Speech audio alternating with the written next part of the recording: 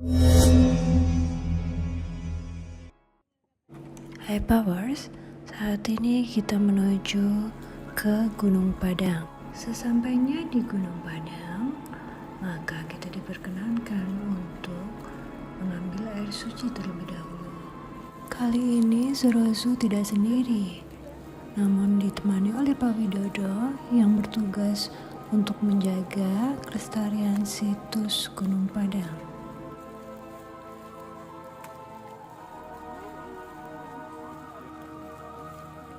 Kondisinya dulu sampai sekarang sebelum naik ke atas itu bersuci dulu dan kandungan mineralnya ini terlalu juga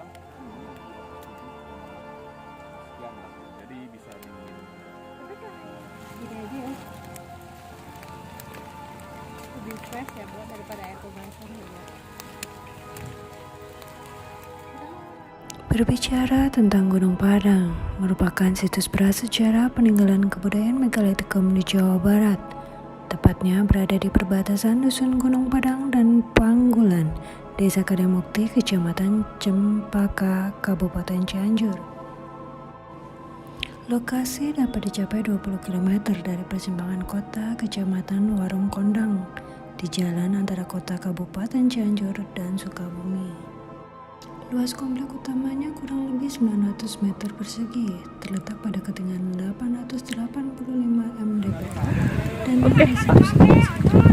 Assalamualaikum warahmatullahi wabarakatuh. Mendirikannya sebagai komplek dan Perkenalkan, nama saya Widodo. Saya sebagai petugas di sini dan sekaligus bagian di situs Padang. Saya akan mencoba menceritakan sekilas tentang sejarah situs Padang yang saya ambil dari cerita folklore masyarakat yang sampai dari dulu sampai sekarang ini masih booming di sekitar situs Gunung Padang.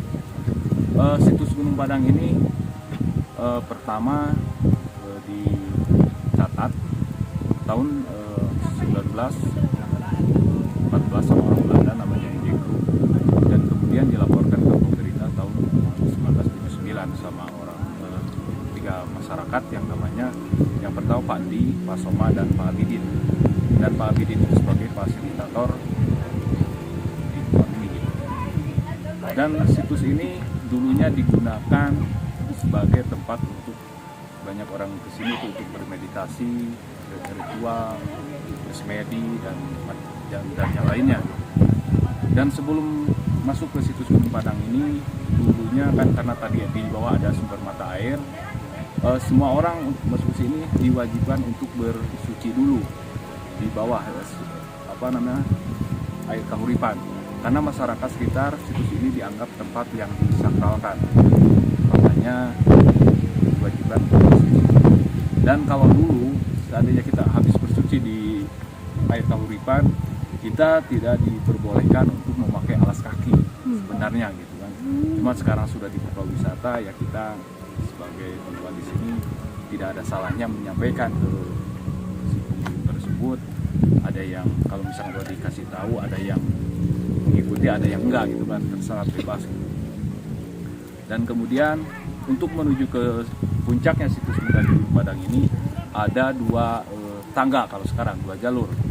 Yang tadi kalau tangga utamanya yang batu itu panjangnya 175 meter, jumlah anak tangganya 378 anak tangga, dan kemiringan kurang lebih 45 derajat.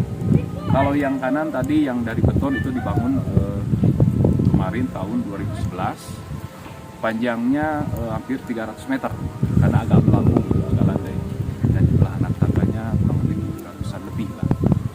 Dan sekarang kita ada di posisi teras 1, karena di sini ada semua 5 undakan atau 5 teras.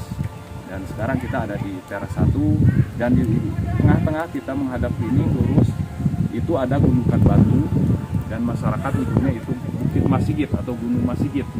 Dan semua ini ada filosofinya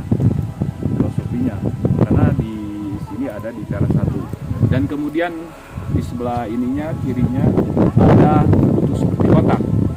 Ini bangunan yang masih utuh, kurang lebih sekitar 60%-an. Dan di tengah-tengahnya ada besar batu di sana, itu peneliti nyebutnya batu dolmen atau batu bohong. dan masyarakat ini nyebutnya aula, ruangan aula, dan di belakangnya ini ada disebut batu gamelan. Batu gamelan seandainya kita pukul pasti bunyi kan, karena semua batuan di sini disebutnya batuan andesit piroksit yang mengandung unsur logam besi di atas rata-rata 45%. Jadi beda dengan batuan-batuan seperti di sungai kan. Kalau di sungai itu basah, dan kadar besinya di bawah 10%. Dan di teras selanjutnya nanti kita bisa dilihat di teras 2 ada yang disebut batu besi, kemudian batu lugu, dan jejak kaki manusia sebelah kanan. Dan menuju ke teras 3 di sana lagi ada menyerupai seperti relik kujang, ciri khas senjata kerajaan Pajajaran kan dengan adanya relik kujang, senjata kujang itu.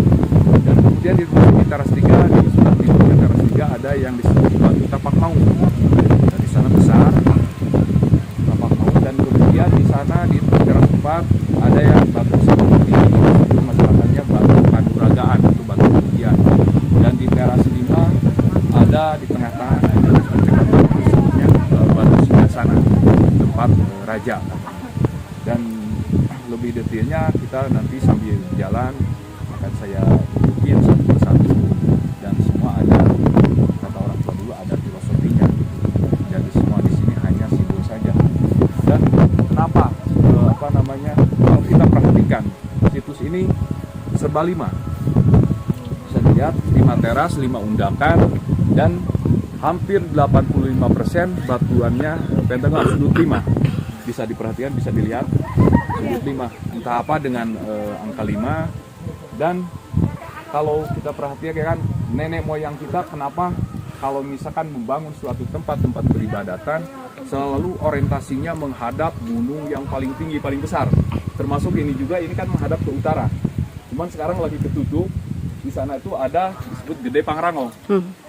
Nah, itu udah menyimpulkan berarti nenek moyang kita itu bukan berarti menyembah gunung, melainkan mereka sudah berketuhanan satu.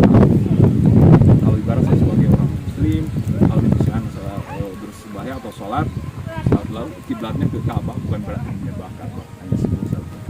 Kurang lebih seperti itu. Nanti bisa kita lanjut sambil berjalan saja.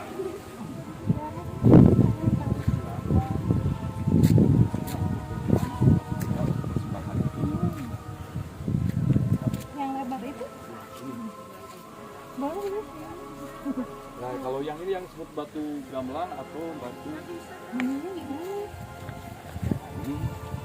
kita putar. Boleh saya di samping? Silakan. Ya, kalau dibuat ini kan buat Gaungnya ya. Ini disebut batu gamelan, di mana ada informasinya, Bu. Ya. Gitu ya. Cuma mungkin karena cuacanya lagi mendukung, sebenarnya ada, hanya saja untuk lebih gaungnya itu ketutup sama cuaca. Biasanya kan kalau dulu kan ada alat ininya dari kayu, cuma sekarang sudah banyak pengunjung, takutnya menjaga untuk pelestarian situs ini juga, karena ini kan udah masuk cagar budaya nasional, perlu kita perhatikan untuk pelestariannya juga. Mungkin dulu asal muasalnya gamelan ya, dari dulu zaman batu masih pakai batu ya. Karena makanya sangat luas sekali kan, karena hasil penelitian di tahun 2012 kemarin berbagai disiplin ilmu di sini, intinya berbagai macam ini sih, mereka punya pendapat masing-masing kan, sesuai dengan ininya kan. Masukan ini katanya ini batuan ini asalnya dari mana, ada yang bilang ini dari magma bumi yang muncul ke permukaan ya, silakan. Terus ada yang bilang batuan meteor. Cuman kalau masyarakat lebih ke fakta gitu kan, melihat karena di situs sebelah selatan situs ini ada yang disebut kampung ukir. Kenapa disebut kampung ukir? Katanya tempat pemukiran batuan-batuan ini, dan di sana ada yang sama jenisnya. Dan ini nyemi juga ya bentuknya ya. Ya, dan agak merapat ke situs ini ada yang disebut situs Empang Padang. Di sana banyak lagi balok-balok seperti ini, dan ada undak-undakan. Cuman sayangnya dulunya sama masyarakat dibikin sawah, jadi diaruk ditutup gitu. Cuman kemarin dibuka lagi, ternyata di sana ada undak-undakan lagi kayak sama seperti ini. Gali lagi Ya, ya. gali lagi. Yang disebut gamelan ini ada 2. Ada 2. Cuman yang ini nanti dibikin lagi pakai alat.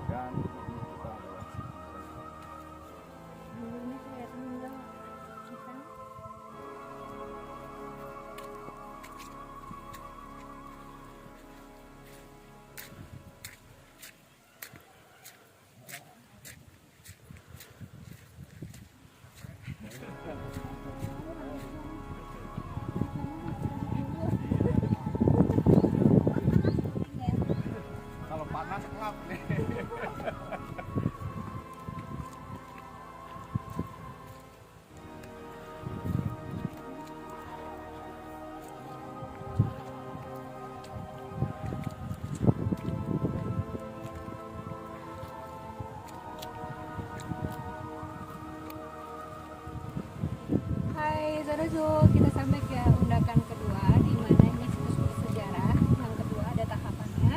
Di sini yang saya dudukin adalah tempat di mana ya zaman dulu tapi masih menilai kedudukan itu sangat penting ya. Gitu. Dan kenapa ini disebut Gunung Padang? Karena di malam hari pun tidak perlu menggunakan penerangan, gunung ini akan lebih bisa beraktivitas di malam hari seperti itu. Ya, oke. Setelah ini kita akan lanjut ke situs undakan yang kedua.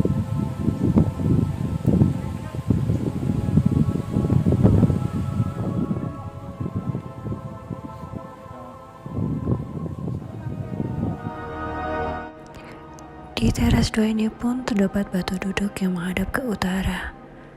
Kursi batu itu juga memiliki sandaran, namun sandaran kursi batu tersebut sekarang condong ke belakang.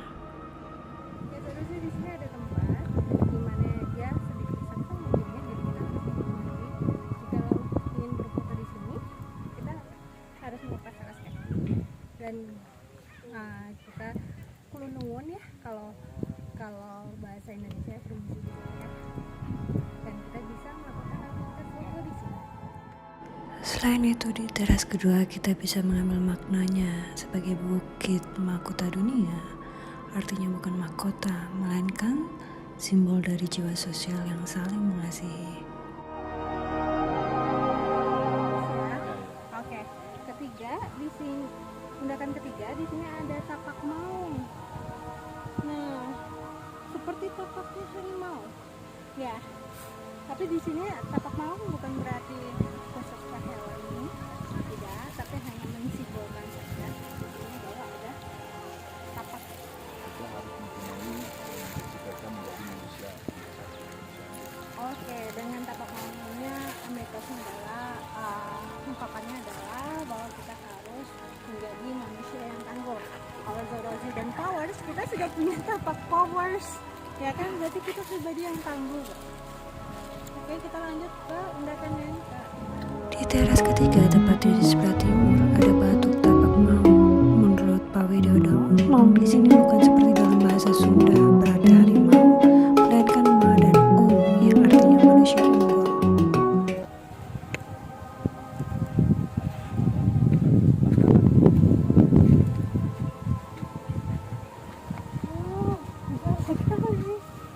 mana? Ini jejak kaki nenek moyang kita sebelah kanan.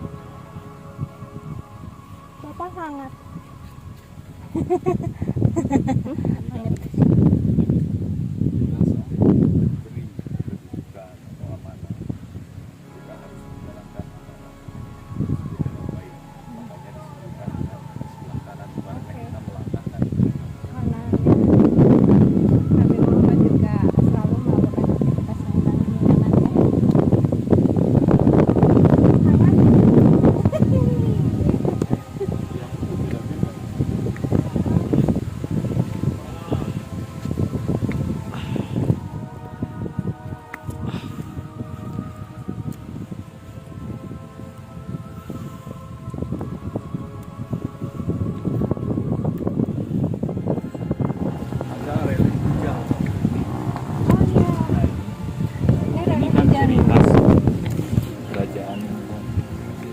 Kujang ya? Yang kita beli itu? Kita juga punya Pak, ya. Tadi kemarin. Ya itu. Ini sudah ada. Sudah ada nih. Yang kita beli oleh-oleh kemarin, ternyata dari zaman dahulu kala sudah ada reliefnya. Ya, di sini cuma berarti hanya simbol saja. Seandainya kita sudah berjanji dengan seseorang, kita harus menepati janji. Kalau kata orang Sunda itu ukur kena janji, kita nggak boleh mengingkari, menepatinya. Ini kita bilang ini bekas air, tapi masyarakat ya orang karena dulunya di sini sebelum banyak ini banyak batuan-batuan bulat, batuan-batuan bulat. Ternyata kemarin kan kemarin juga menemukan ternyata cekungan ini yang batu bulat itu cekungan ini. Jadi seandainya misalkan itu menjadi sebuah kuncian atau paku, jadi kalau ada gempa akan digeser.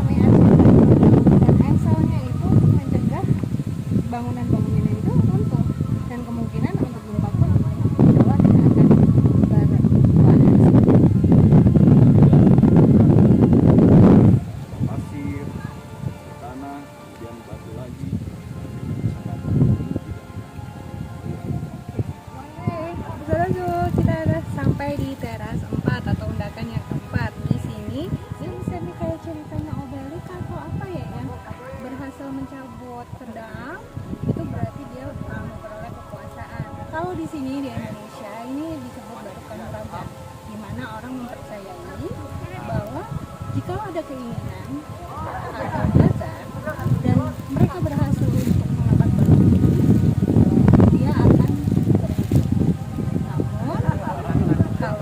Namun kalau untuk Zorazu pastinya kalau untuk bekerja atau menginginkan sesuatu ya harus kerja keras ya, tidak hanya mengangkat balon ini, karena ini sebagai simbol saja. Oke.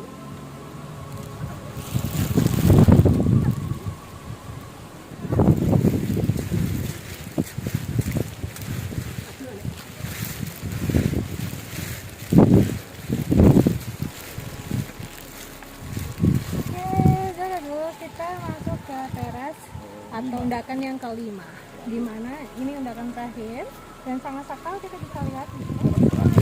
Dan di teras 5 ini tengah-tengah ini ada kotak. Namanya ini kebetulan kalau masyarakat di sebelah sana. Apa yang saya sampaikan tadi dijelaskan dari mulai dari bawah.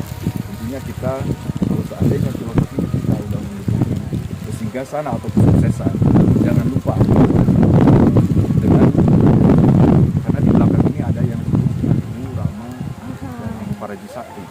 Intinya dalam kesuksesan kita itu ada jasa kedua orang tua yang perlu kita perhatikan. Kadang-kadang kita berpikir, oh kesuksesan itu karena ini hasil, padahal kita lupa di belakang itu ada doa kedua orang tua. Gak mungkin kita saat ini tanpa ada jasa kedua orang tua. Kemudian kita tidak mungkin bisa membaca atau menulis tanpa ada ya ibaratkan seperti itu. Dan ini kalau misalkan masyarakat yang lain ini sebelah sana atau bisa juga di sini untuk perhitungan bintang. Karena kalau seandainya kita duduk di tepat di pas bulan purnama titiknya jam 12 malam itu seperti di atas kepala. Ada sinar. Ya. Dan banyak orang yang bermeditasi atau tua atau mereka sekali. Dan kalau seandainya kita masuk boleh cuman alasan pas. Ya, intinya dimanapun kita harus menghormati ya situs sejarah, kita juga harus melepaskan ini juga berarti ya udah baik, jadi kita bersihkan dulu. Kita diperkenankan untuk berjalan ya Zorazu. Kita sudah sampai di puncak dari undakan-undakan ini. Di sini ada 5 dan ini yang disebut singgasana, di mana ini biasa digunakan untuk perhitungan bintang, karena saat melakukan perhitungan bintang di titik ini, misalnya kita meditasi seperti ini, itu sinar bulan akan langsung ke kita seperti itu. Dan tidak lupa selain meditasi, kita harus mengingat bahwa di samping kanan, kiri dan belakang itu adalah singgasana juga, di mana setiap usaha dan hasil kerja keras kita itu berdasarkan doa dari orang tua, doa dari yang mengajar kita dan dari leluhur kita. Oke? Semoga untuk situs-situs ini akan terus aman dan lestari. Jangan lupa untuk Zorazu tidak boleh membuang sampah sembarangan. Napa Wars, demikian perjalanan Gunung Padang.